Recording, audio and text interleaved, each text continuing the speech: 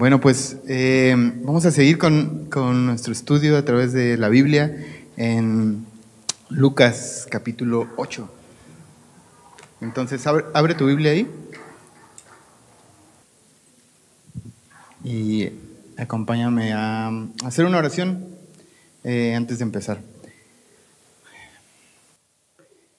Señor, te damos muchas gracias porque una vez más podemos abrir tu palabra, podemos estar juntos como iglesia, Señor. Han pasado más de 2000 años y tú has preservado a tu iglesia, tú has preservado tu palabra, Señor, tú has sido fiel. Y queremos pedirte, Señor, que hoy no sea la excepción, y sabemos que no lo será, Señor, porque confiamos en tu palabra y en tu fidelidad, Señor. Te pedimos que hables a nuestros corazones, disponemos nuestro corazón a ti, Señor. Queremos escucharte, te necesitamos. Por favor, ayúdanos. En el nombre de Jesús, amén. Bueno, pues Lucas capítulo 8. Vamos a leer. Dice: aconteció después que Jesús iba por todas las ciudades y aldeas predicando y anunciando el evangelio del reino de Dios. Y los 12 con él, habla de sus discípulos, y algunas mujeres que habían sido sanadas de espíritus malos y de enfermedades. María, que se llamaba Magdalena, de la que habían salido 7 demonios. Juana, mujer de Chuza, intendente de Herodes, y Susana, y otras muchas que le servían de sus bienes. Esto significa que le servían con lo que tenían, con sus bienes.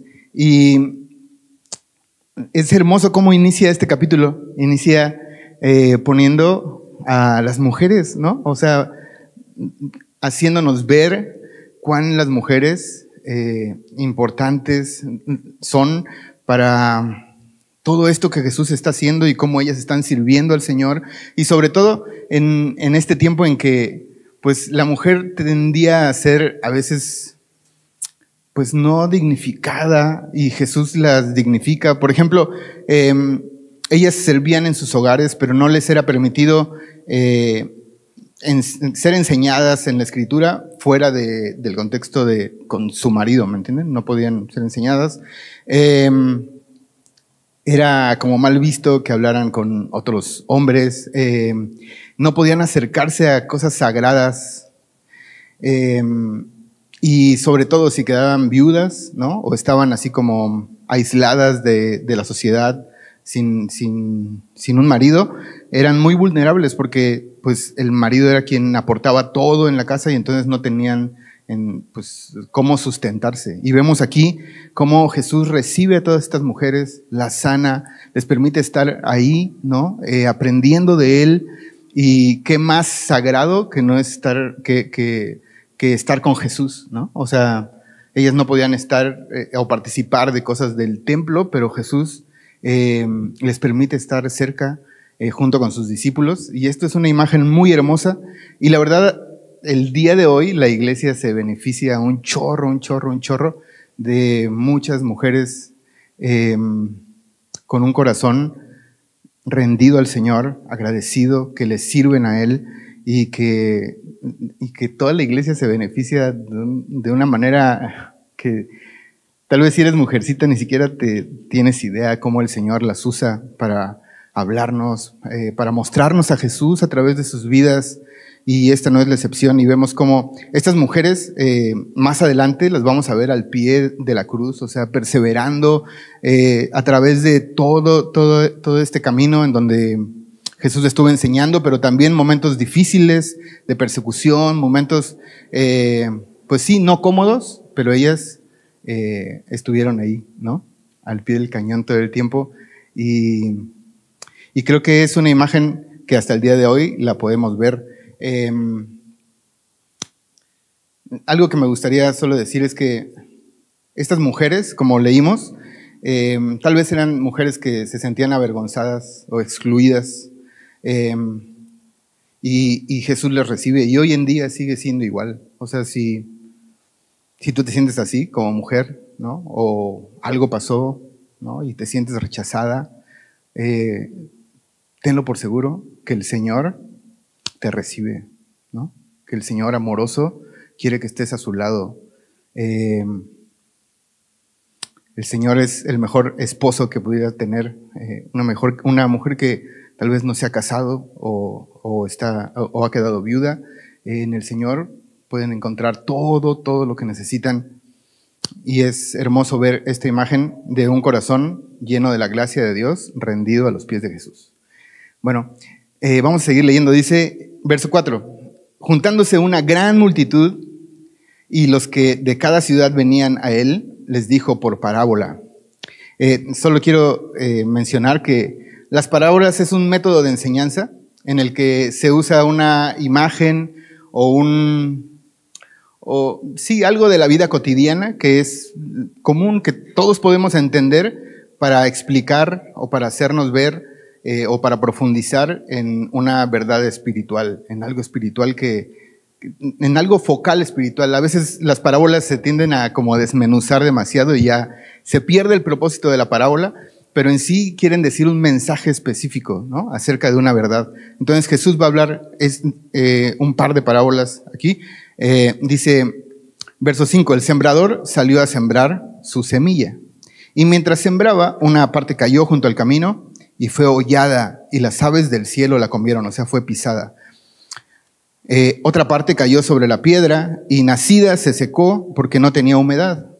Otra parte cayó entre espinos y los espinos que nacieron juntamente con ella la ahogaron. Y otra parte cayó en buena tierra y nació y llevó fruto a 100 por uno. Hablando estas cosas, decía a gran voz, el que tiene oídos para oír, oiga. Y sus discípulos le preguntaron diciendo, ¿qué significa esta parábola? Y él les dijo, a vosotros os es dado a conocer los misterios del reino de Dios, pero a los otros por parábolas, para que viendo no vean y oyendo no entiendan. Entonces Jesús le dice a toda la multitud esta parábola del sembrador, y pues sus discípulos me llamó la atención porque están igual que todos los demás, ¿no? Así como pues nosotros tampoco le entendimos, ¿no? Y acuérdate, o sea, las parábolas no tenían el afán de ocultar realmente, sino de que se entendiera, ¿no? Esa verdad. Pero el Señor, en sus tiempos y en su misericordia y en su plan de redención, preparó este tiempo también en el que el pueblo de Israel, en su mayoría, porque vemos aquí a sus discípulos que después Jesús les va a explicar esta parábola, en su mayoría, pues sus oídos iban a estar pues embotados, o sea, no iban a poder escuchar con claridad, no iban a poder ver con claridad. Su corazón, y lo vamos a ver más adelante, se iba a endurecer, no permitiendo que recibieran a Jesús como su Salvador, pero con un propósito que por el cual estamos tú y yo aquí, que al Israel haberse endurecido y no recibir a Jesús, nosotros pudiéramos ser parte de este pueblo. Dice en Romanos 11:25, te lo leo, dice, porque no quiero, hermanos, que ignoréis este misterio, para que no seáis arrogantes. Y me llama la atención que nos llama a no ser, ahora sí que a no creernos mucho, ¿no? Por esto. En cuanto a vosotros mismos, que ha acontecido a Israel endurecimiento en parte, hasta que haya entrado la plenitud de los gentiles. Y eso somos tú y yo, ¿no? Entonces, había un propósito con esto, y sí, muchos no entendieron, pero a un remanente, a unos cuantos, a sus discípulos, Jesús les concede el entender estas parábolas, ¿no? Y bueno, esto es un motivo de agradecimiento para nosotros, ¿no? Que hoy podemos estar aquí gracias a este plan que Dios tiene. Y en el futuro Israel va a ser salvo, ¿no? Pero en este momento sucedió esto para lo que ya dijimos, para que nosotros pudiéramos entrar en este plan de amor de Dios. Dice el verso 10, no, el 9, ¿no? Y sus discípulos le preguntaron diciendo, ¿qué significa esta parábola? Y él dijo, a vosotros os es dado a conocer los misterios del reino de Dios, pero a los otros por parábolas, para que viendo no vean y oyendo no entiendan. Eso lo encuentras en Isaías 6, del verso 9 al 10. Justo lo que acabamos de explicar. Dice el verso 11, esta es pues la parábola. La semilla es la palabra de Dios. Y los de junto al camino son los que oyen. Y luego viene el diablo y quita de su corazón la palabra para que no crean y se salven. Los de sobre la piedra son los que, habiendo oído, reciben la palabra con gozo, pero estos no tienen raíces. Creen por un tiempo y en el tiempo de la prueba se apartan. Entonces empieza explicando estos dos. Y la primera es esta semilla que, si se dan cuenta, siempre es la misma semilla. Y la semilla tiene este poder de dar fruto, lo vamos a ver más adelante, de dar fruto súper abundante. Entonces lo único que va a cambiar son los tipos de suelo en donde va a caer, ¿no? Y en el primero es esto junto al camino, en donde es hollada y entonces es robada por Satanás. Y estos suelos hablan de nuestro corazón y quiero que lo tengas en mente porque sin duda en alguno de estos suelos estamos, ¿no? Y sin duda algo nos es llamado a hacer acerca de en dónde estemos en nuestro corazón. Entonces, en esta primera es un corazón duro, al punto que la semilla no entra, ¿no? Incrédulo, en el cual esta semilla pues es robada, ¿no? Queda en la superficie, las aves vienen, Satanás viene y la roba, ¿no? La olvida, la olvidamos, ¿no? No tenemos ningún cuidado en guardarla en nuestro corazón, en recordarla. Me habla de algo que la verdad muy a menudo sucede, o sea, nos distraemos, ¿no? Escuchamos la palabra de Dios, leemos la palabra de Dios y pues solo pasamos por ahí y no tenemos el cuidado de guardarla en nuestro corazón, ¿no? Y de repente nos queremos acordar de ella y ya es como, pues no recuerdo nada y es impresionante cómo no podemos recordar nada, ¿no? Porque otras cosas a veces las leemos, ¿no? Y recuerdas, pero a mí me ha sucedido que he estado leyendo y de repente digo, ¿qué leí? No, pues no sé, ¿no? Y es algo que debemos de tener cuidado. La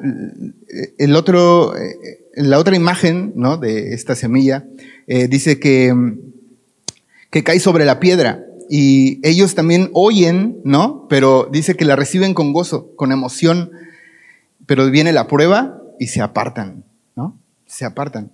Y es esta semilla que muchas veces, como dijimos, esta semilla tiene el poder para dar mucho fruto, pero la recibimos así como con mucha emoción, pero ahora sí que no le ponemos nada de acción, ni le profundizamos, sino solo nos asombramos, ¿no? Es como, wow, qué padre esto, ¿no? Pero no tenemos igual el cuidado de guardarla, nada. Y lo que sucede es que viene una prueba, ¿no? En la que esta palabra, ahora sí que podríamos ponerla por obra, ¿no? En alguna situación, pero pues no pasamos la prueba, ¿no?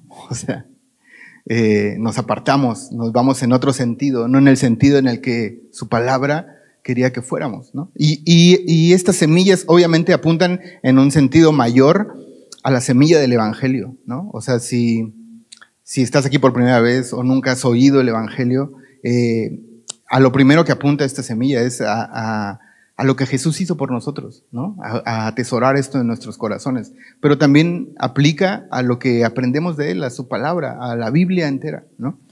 Bueno, seguimos leyendo, dice, verso 14, la que cayó entre espinos, estos son los que oyen, pero yéndose son ahogados por los afanes y las riquezas y los placeres de la vida y no llevan fruto. Entonces, es esta semilla que igual es oída, ¿no? La escuchamos, pero pues hay muchas cosas alrededor de esa semilla. Hay muchas cosas que compiten con esta semilla y que no la dejan crecer, ¿no? O sea, es como querer servir a muchos señores, ¿no?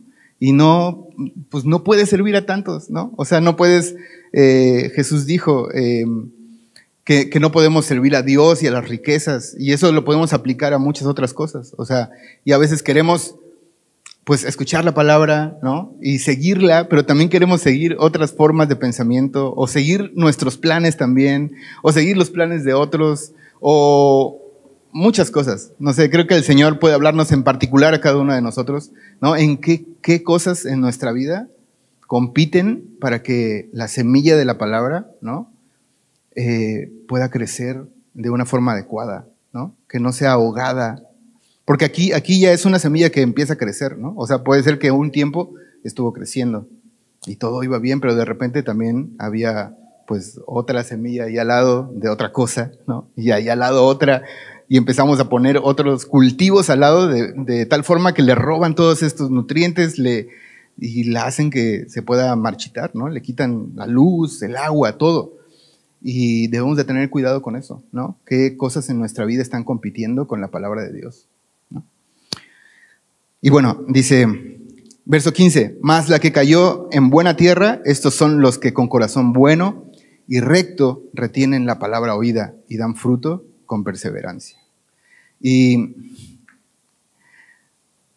pues yo solo conozco a uno con corazón bueno y recto, ¿no? Y lo podemos ver en su vida, podemos ver este fruto, ¿no? Una vida fructífera de Jesús en todos los sentidos. En donde Él está ejemplificando con su propia vida esta semilla de la palabra de Dios en el corazón de alguien que hace la voluntad de Dios, ¿no? Y no se ve tampoco una vida como a lo mejor lo esperábamos, ¿no? Y muchos de sus discípulos lo esperaban, y Juan el Bautista, y tal vez se ve una vida no tan fácil, pero se ve una vida que glorifica a Dios en todo lo que hace, ¿no? En algunos momentos vemos a Jesús en momentos muy hermosos y todo, pero vemos a Jesús también en momentos difíciles. Pero en cada uno de esos momentos vemos a Jesús dando fruto para Dios. Y en esa tierra es a la que estamos llamados a ser cada uno de nosotros, ¿no? Esa tierra que recibe la palabra con humildad, ¿no? Que puede quitar las cosas que compiten con ella, ¿no? Y puede ponerla por obra. Y Jesús está hablando, como dijimos, de que le está hablando a estas personas que reciban su mensaje. ¿Y el mensaje cuál era? Que había venido para morir por cada uno de ellos, por cada uno de nosotros, y tenían que arrepentirse. Y esa era la aplicación en ese momento de la palabra, ¿no? Arrepiéntanse y crean en el Evangelio.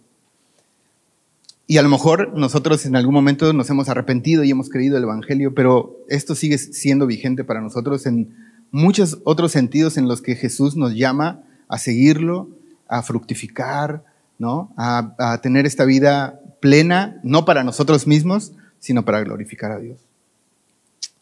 Bueno, dice verso 16. Quiero que pongas un poco de atención porque me llamó mucho la atención que todo este capítulo se enfoca mucho en el corazón. Desde el principio hasta el final del capítulo. Verso 16 dice, nadie que enciende una luz la cubre con una vasija, ni la pone debajo de la cama, sino que la pone en un candelero, para que los que entran vean la luz. Porque nada hay oculto que no haya de ser manifestado, ni escondido que no haya de ser conocido, y de salir a la luz. Mirad pues cómo oís, porque a todo el que tiene se le dará. Y a todo el que no tiene, aún lo que piensa tener, se le quitará. Entonces, ¿de qué está hablando Jesús en esto? Está poniendo un ejemplo, ahora está dando una parábola acerca de la luz, ¿no? Ya vimos acerca de esta semilla, pero está hablando ahora de esta luz que para nosotros es como obvio, ¿no? Y para ellos también, en esa época, también podían como verlo con sencillez. Claro, pues una luz, sea de una vela, ¿no? Sea de un candelero como el que usaban, o sean estas, ninguno de nosotros compra una lámpara, ¿no? O tiene una luz y va y la esconde en un cajón o la pone abajo de algo porque no sirve para nada, ¿no? Sino que queremos que alumbre, que nos deje ver las cosas que hay a nuestro alrededor, ¿no? Y Jesús está apuntando a eso, a que en nuestro corazón muchas veces queremos tratar así a su palabra, a la luz, a Él, ¿no? No dejándolo entrar en esos lugares que para nosotros a veces son incómodos, ¿no? Pero que el Señor quiere que veamos para poder limpiar, ¿no? Que le entreguemos eso. Y dice algo muy, pues sí, es algo, pues no sé si decir difícil, pero es una realidad que no nos gusta escuchar, a lo mejor. Esto de que no hay nada oculto que no haya de ser manifestado. O sea, diciendo, no tiene caso que hagas eso. O sea, ¿para qué quieres que no se vea eso, ¿no? Ocultarlo, ¿no? Vivir en una vida de hipocresía en el que parece que la luz alumbra, pero en realidad está ahí oculta. No le permites que alumbre esas áreas porque, pues, nos amamos más a nosotros mismos o muchas cosas, ¿no? O temes perder cosas. Hay ídolos a los que amas más y no quieres que sean quitados. Cosas que en realidad nos destruyen y que el Señor quiere con su luz quitarlos, ¿no? Y que tengamos esta vida fructífera, como vimos, que no haya competencias. Y en vez de eso, lo guardamos, lo escondemos. No, que la luz quede aquí nada más en lo bajito para que no alumbre esa parte. Y Jesús dice, de todas maneras, eso va a salir. O sea, tarde o temprano, eso que estás ocultando va a salir. Y es verdad, de verdad, es verdad. Es verdad. Si hay algo en el que estamos retardando este proceso hermoso de Dios de santificarnos, eso va a salir. En serio. O sea, no se va a quedar ahí guardado para siempre. Y es algo que debemos de tener en cuenta. O sea, y luego dice algo muy interesante, dice, mirad pues cómo oís, porque a todo el que tiene se le dará, y a todo el que no tiene aún lo que piensa que tener se le quitará. Y está hablando de esta actitud en el corazón, ¿no? En el que no dejamos que esta luz avance, nos quedamos con eso que pensamos que tenemos, ¿no? Del Señor, un crecimiento, ¿no? Es como la otra parábola, este crecimiento que tuvo la plantita, pero ya hasta ahí, ¿no? Yo ya no quiero quitar más cosas, ¿no? Y me quiero quedar hasta ahí. Y dice Jesús, no, pues sabes que ni siquiera se queda hasta ahí. O sea, eso va a ir en declive. O sea, si pensamos que algo tenemos y lo guardamos eso y sin querer seguir al Señor y seguir teniendo esta vida fructífera, pues aún eso que pensamos que teníamos nos será quitado, ¿no? Y habla de cómo el pecado empieza a corromper toda nuestra vida. Si lo dejamos ahí oculto, algo muy poquito puede, pues, invadir el corazón y alejarnos del Señor por completo. Bueno, verso 19, dice, entonces su madre y sus hermanos vinieron a él, pero no podían llegar hasta él por causa de la multitud. Y se le avisó diciendo, tu madre y tus hermanos están fuera y quieren verte. Él entonces respondiendo les dijo, mi madre y mis hermanos son los que oyen la palabra de Dios y la hacen. Y bueno, solo quiero hacer una pausa para, no sé si lo sepas, pero Jesús tenía por lo menos 4 hermanos y 2 hermanas. En Mateo 13, 55 al 56, hay un relato en el que se preguntan unos hombres, ¿no es este el hijo del carpintero? ¿No se llama su madre María y sus hermanos Jacobo, José, Simón y Judas? ¿No están todas sus hermanas con nosotros? ¿De dónde pues tiene todas estas cosas? Entonces, Jesús tiene más hermanos. Hoy, obviamente, él es el mayor de todos, ¿no? María los tuvo después. Pero llegan ellos, llega su familia a querer verlo, y Jesús, pues ya para este punto hemos visto que está, muchas multitudes lo siguen y está apretujado en lugares, es difícil, ¿no? Acceder a él, pero mandan un mensaje, ¿no? Que quieren verlo. Y es muy curioso lo que dice Jesús, ¿no? Mi madre y mis hermanos son los que oyen la palabra de Dios y la hacen. Y no es que está excluyendo a su familia, no es que está siendo grosero con su mamá y con sus hermanos. Más bien, los está invitando a ser parte de su familia. O sea, les está diciendo, hay una familia más real que la familia consanguínea, ¿no? Y es la familia en Cristo. Y está invitando a todas las personas a las que les está hablando a recibir este mensaje. ¿Qué mensaje? yo vengo a morir por ustedes para pagar por sus pecados. Si confían en mí, van a tener una vida nueva y van a ser parte de mi familia. Y incluidos su mamá, incluidos sus hermanos. Entonces, ahí no había de que, pues, yo sí soy hermano de Jesús porque soy su mamá o porque soy su primo o porque así, ¿no? A veces somos así como cristianos. Es que mi tío es pastor, entonces yo creo que yo ya pues soy salvo, el Señor me va a recibir, ¿no? Solo por tener estas relaciones, solo así. Aquí Jesús es bien claro, no se trata de eso, se trata de confiar en la palabra de Dios y responder a ella. En ese momento, pues era confiar en el Evangelio, y en ese momento también, pero es muy hermoso cómo Jesús está dispuesto en su humildad a identificarse con nosotros, con cualquiera de nosotros, ¿no? Con toda esta multitud. No importa lo que hayan hecho y de dónde hayan venido, todo aquel que creyera en lo que Jesús iba a hacer, todo aquel que crea en Él, será salvo y será hijo de Dios y de la familia de Dios, y eso es algo increíble. Es un privilegio muy grande. Así es que si tú no has creído hoy, pues puedes ser de la familia de Dios hoy. Verso 22, dice: aconteció un día que entró en una barca con sus discípulos y les dijo: pasemos al otro lado del lago. Y partieron, pero mientras navegaban, él se durmió. Es muy interesante esto. Y se desencadenó una tempestad de viento en el lago, y se anegaban, o sea, se estaban hundiendo y peligraban. Y vinieron a él y le despertaron diciendo: maestro, maestro, que perecemos, o sea, nos vamos a ahogar, Señor, ¿no? Despertando él, reprendió al viento y a las olas, y cesaron, y se hizo bonanza. Y les dijo: ¿dónde está vuestra fe?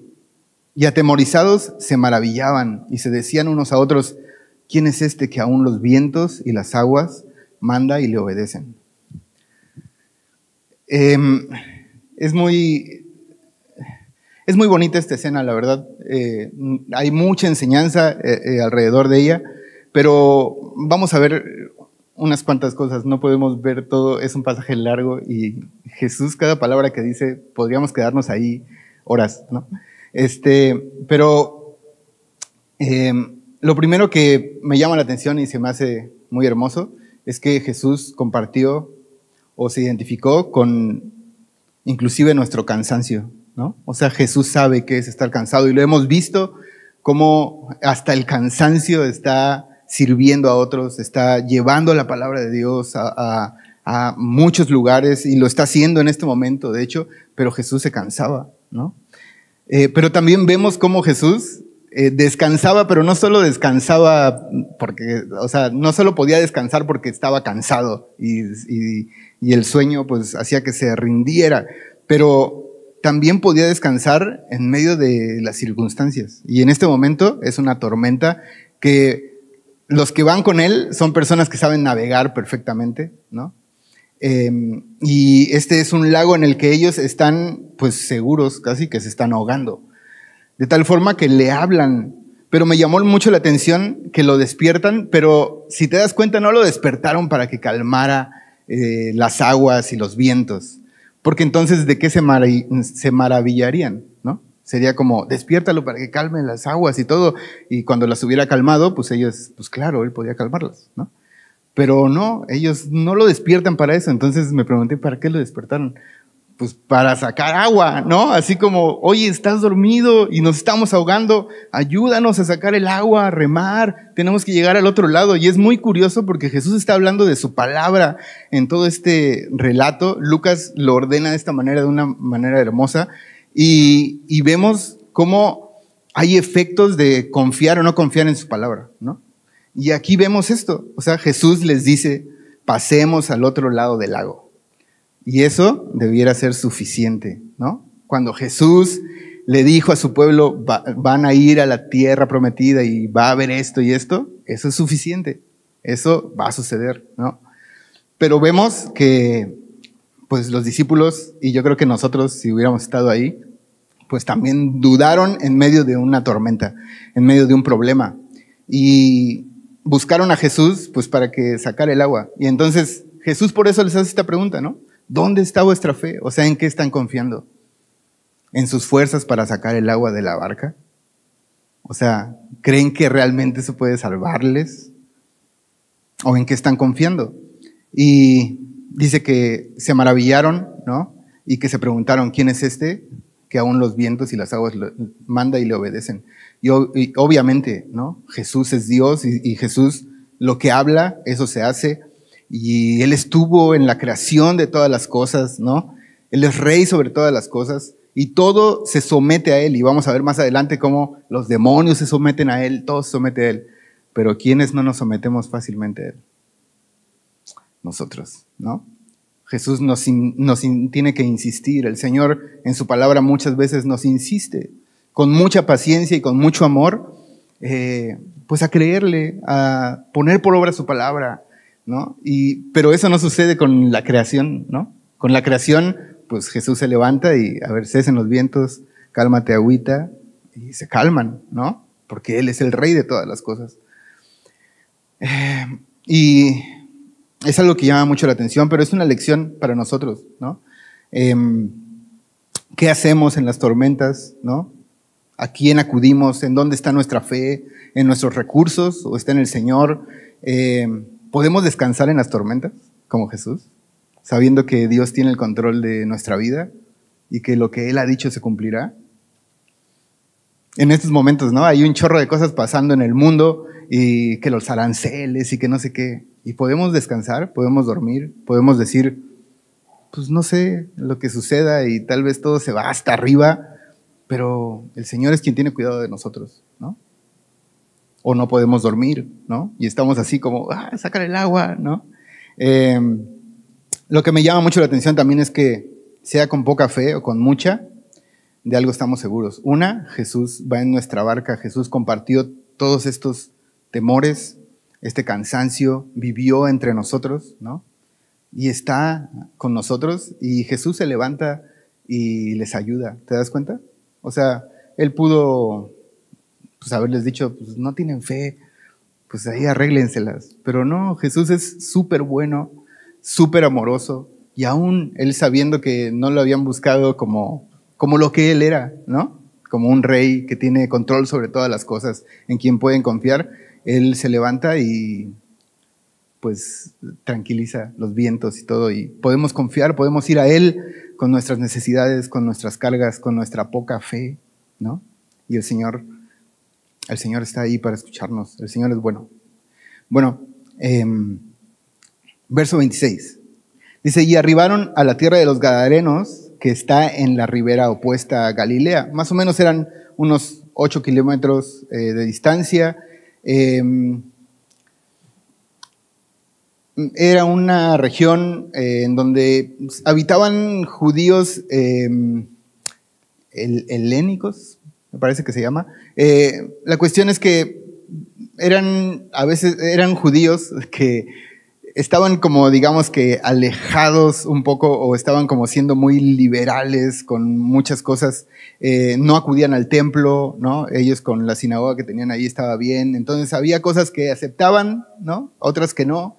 Prácticamente estaban haciendo como pues lo que a ellos les parecía, ¿no? Y trabajaban en muchas cosas que eran impuras, entre ellas pues estos, vamos a ver más adelante, trabajaban con animales impuros como los cerdos y cosas así. Y también había gentiles en ese lugar. Entonces va a esta área y atraviesa de hecho el lago para llegar ahí. O sea, Jesús se aventó este viaje y sucedió todo esto porque iba a ver a una persona. Dice verso 27, al llegar él a tierra, vino a su encuentro un hombre de la ciudad, endemoniado desde hacía mucho tiempo, y no vestía ropa, ni moraba en casa, sino en los sepulcros. Se refiere a un hombre, pues eso, lleno de demonios. Ya hemos visto qué son los demonios, ¿no? Son estos seres espirituales que están...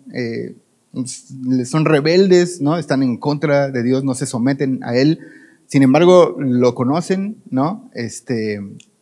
Se tienen que sujetar a Él, ¿no? Pero en su corazón, en lo que son ellos, están totalmente, pues, en contra de lo que Dios hace. Y solo, la otra vez que vimos esto, se me olvidó comentar esto, pero quiero que sepas que ninguna persona que tiene a Jesús en su corazón, que es cristiana, que tiene al Espíritu de Dios en él, pues puede estar endemoniado. Entonces quiero que eso quede claro, porque he visto, ¿no?, en iglesias así como que personas que son creyentes se les juzga o se les dice como que están endemoniados o algo así, pero eso no es posible.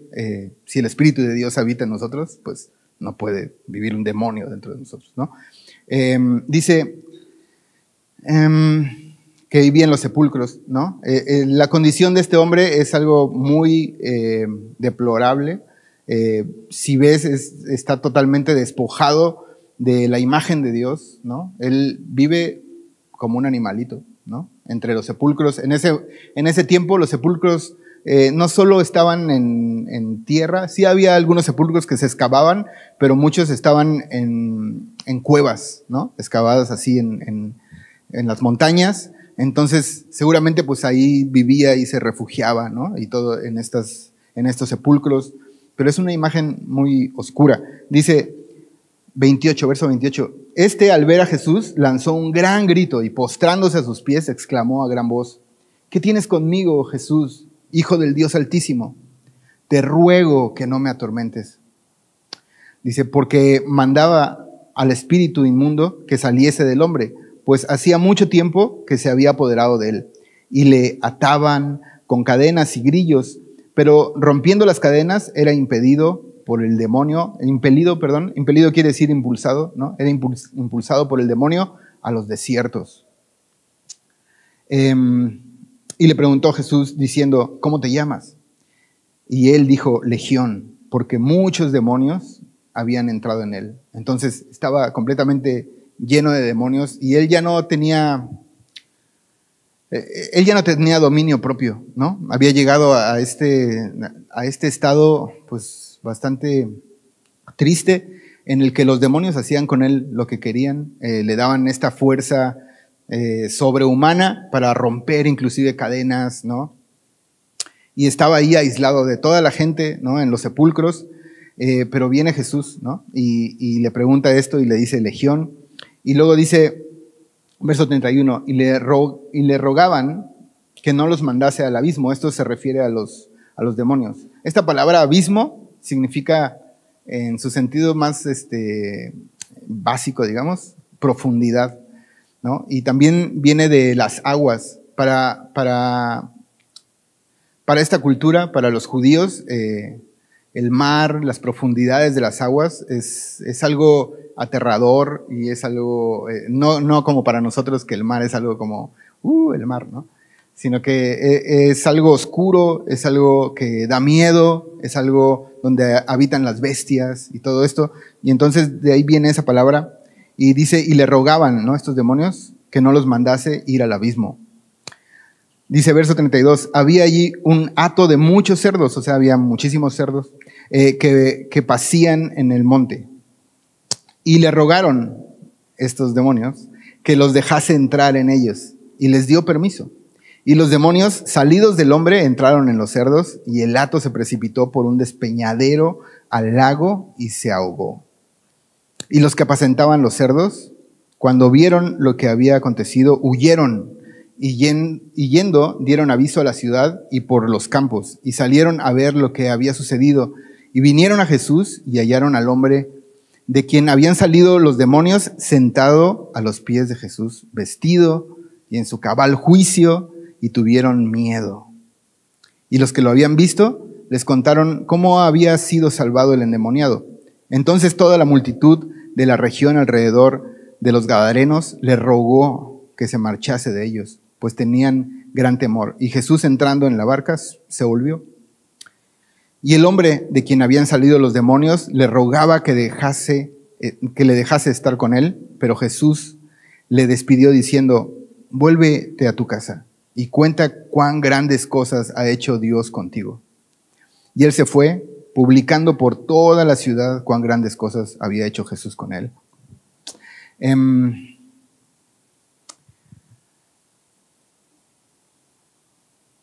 Jesús da muchas enseñanzas hace esta imagen, ¿no?, porque es un hecho real y es esta imagen en donde vemos muchas cosas. En primera, vemos cómo para Jesús es valiosa la vida humana. O sea, Jesús fue hasta ese lugar por este hombre, ¿no? Este hombre que necesitaba ser liberado, este hombre que había sido despojado de inclusive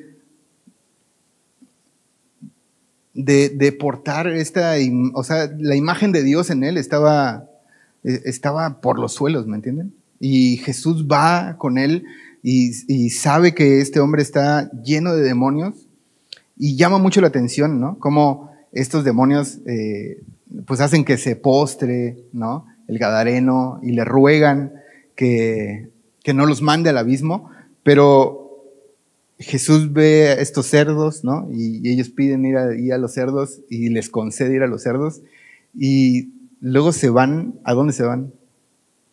Al abismo, ¿no?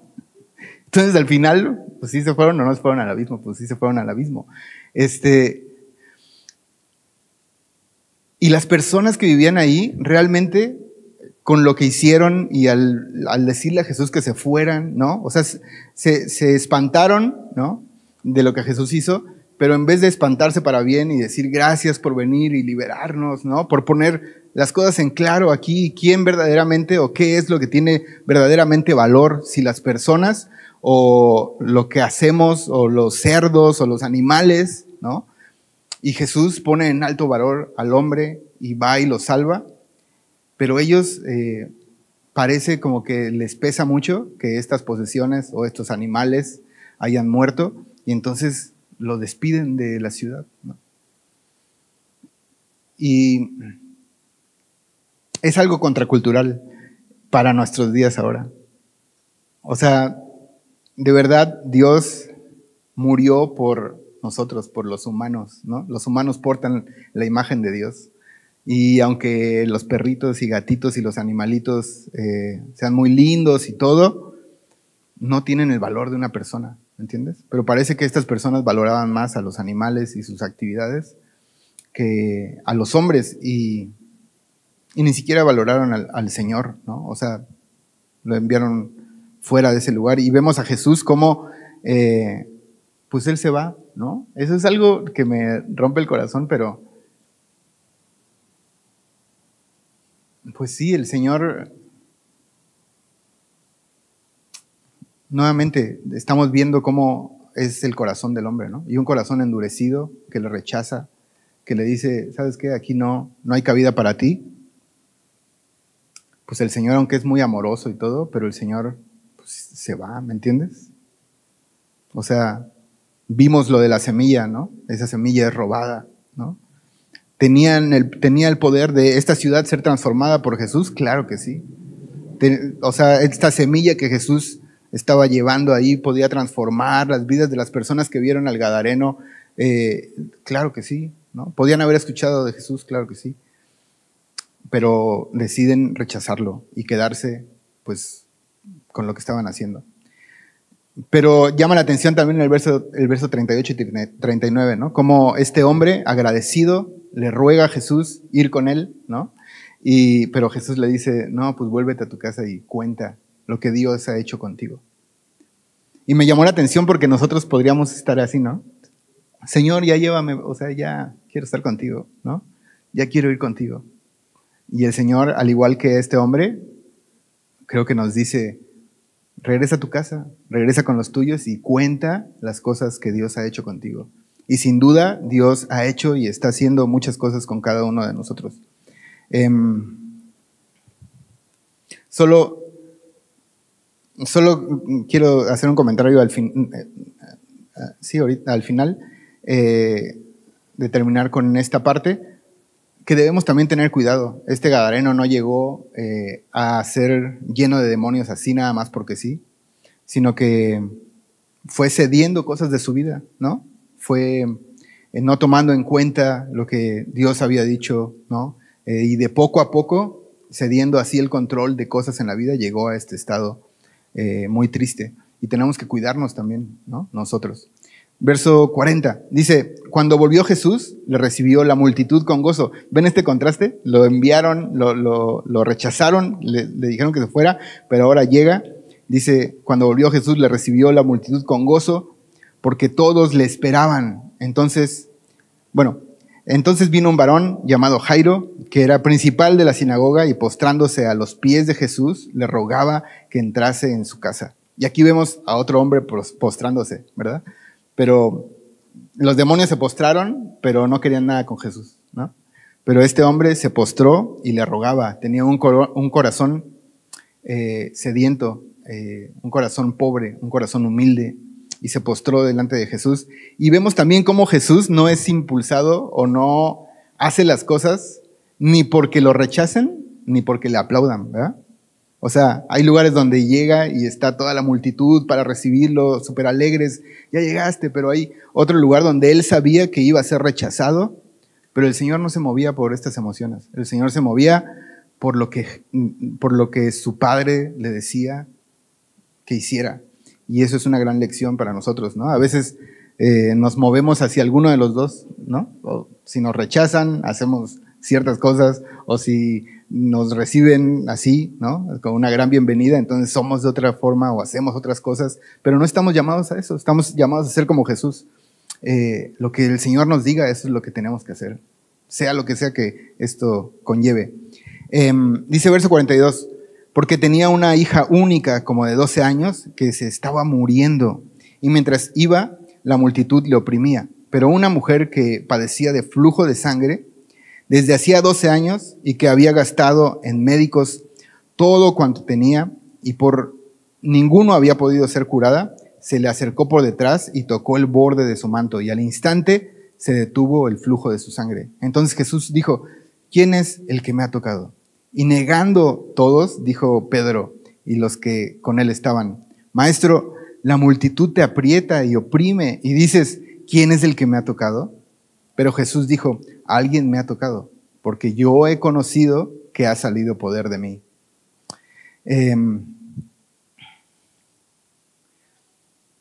Me llamó mucho la atención esto. Aquí también la mujer se postra, ¿no? Con esta necesidad, con este corazón contrito, humillado, que la Biblia dice que el Señor no rechaza, ¿no? No importando la condición de sus vidas, ¿no? Nuevamente una mujer con mucha necesidad y en la situación que está, o sea, era una mujer que nadie en ese momento quería que se le acercara, ¿no? Porque podían contaminarlos ceremonialmente ni nada, pero esta mujer llega y toca a Jesús y justo, ¿no? Como le dijo Pedro, o sea, pues todos te tocan, ¿cómo dices quién me tocó? Y me llamó la atención porque hoy en día Jesús sigue estando entre multitudes, ¿te das cuenta? Es predicado entre multitudes, en este momento está entre nosotros, ¿no? Pero ¿te das cuenta cómo apunta el corazón? ¿Con qué corazón vamos al Señor? ¿Con qué corazón le recibimos? Y es como vamos a conocerlo, ¿no? Esta mujer tenía una gran necesidad y se acercó al Señor con fe, sabiendo que el Señor podía salvarla, que podía sanarla, y sin duda el Señor no la rechaza, y el Señor la sana, el Señor la salva. Dice,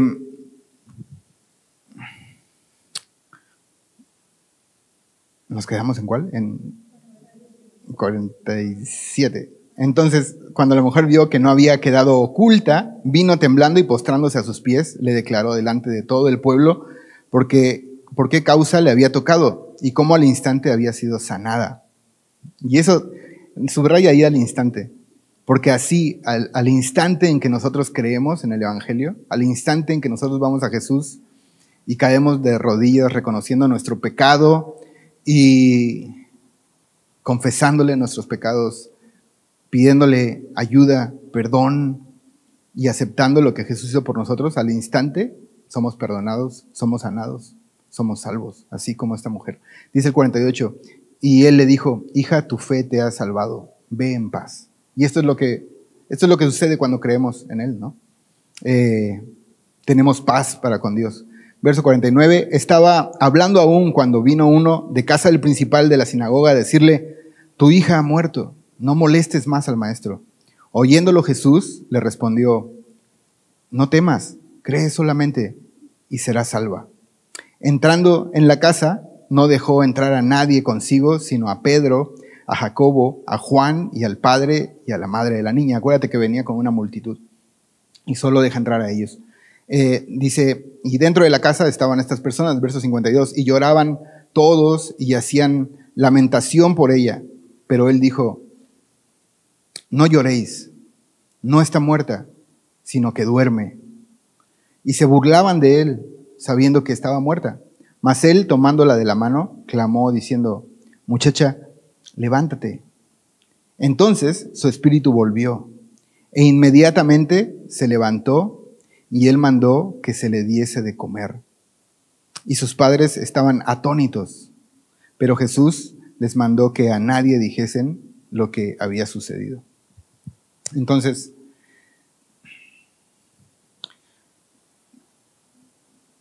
Jesús va y en medio del camino, pues dan esta noticia, ¿no? Que esta niña había muerto, dijeron ellos, pero Jesús no se refiere a ella así, ¿verdad? Jesús se refiere a ella como que duerme. Y eso es algo muy hermoso, porque es la forma en que Dios, en que Jesús se refiere a todos los que hemos creído en Él, ¿no? Todos los que hemos creído en Él, cuando se nos ha quitado el aliento natural, en realidad no es que hemos muerto, sino que estamos dormidos y resucitaremos, ¿no? Así como Jesús resucitó a esta niña. Y me llama la atención cómo la gente se burla, y hoy en día sucede lo mismo, pero Jesús no hace caso a esto. Va y resucita a esta niña. Imagínense el impacto para esta familia. Pero Jesús hoy a ti y a mí quiere que sepamos esto, que Él tiene el poder para resucitarnos. Quiere que confiemos en Él.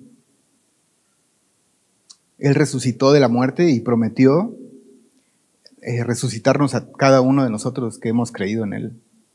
Entonces, dice Primera de Tesalonicenses 4:13, tampoco queremos, hermanos, que ignoréis acerca de los que duermen, ¿te das cuenta? Para que no os entristezcáis como los otros que no tienen esperanza. ¿Quiénes son los que no tienen esperanza? Los que no han confiado en lo que Jesús ha hecho, ¿verdad? Verso 14, porque si creemos que Jesús murió y resucitó, así también traerá Dios con Jesús a los que durmieron en Él. Entonces, vemos en este capítulo cómo el Señor nos exhorta, nos habla, a ver cómo recibimos su palabra en nuestro corazón, ¿verdad? Cómo le recibimos a Él. Y nos llama a tener este corazón humilde como estas personas, ¿no? Este corazón necesitado de Él, este corazón que reconoce que nada le ha podido sanar, que tal vez has tratado con muchas cosas de tener paz, pero nada te ha dado paz. Pero el Señor quiere que sepamos que Él puede darnos paz, que Él puede darnos vida eterna. Y que Él nos escucha. Así es que vamos a inclina tu rostro y vamos a orar. Señor, te damos muchas gracias por tu preciosa palabra y por la esperanza que en ella siempre encontramos, Señor. Una y otra vez nos recuerdas cuán bueno eres tú, cuán poderoso eres tú y cómo podemos confiar en ti, Señor, y cómo podemos ir a ti, pero también nos enseñas con qué corazón debemos de ir a ti, Señor. Con un corazón que reconoce que te necesitamos, que reconoce que sin ti no podemos, Señor. Ayúdanos a confiar cada día más en ti. Ayúdanos a caminar de esta forma, Señor, quitando todo lo que estorbe alrededor para responder a tu palabra y llevar mucho fruto para ti, Señor. Queremos ser como tú y sabemos que tú quieres que seamos como tú. Así es que confiamos en que tú, tu espíritu, tu palabra nos ayuda a ser estos hijos fructíferos, Señor, en los que tú recibas gloria y honra. Te damos gracias, Señor. En el nombre de Jesús, amén.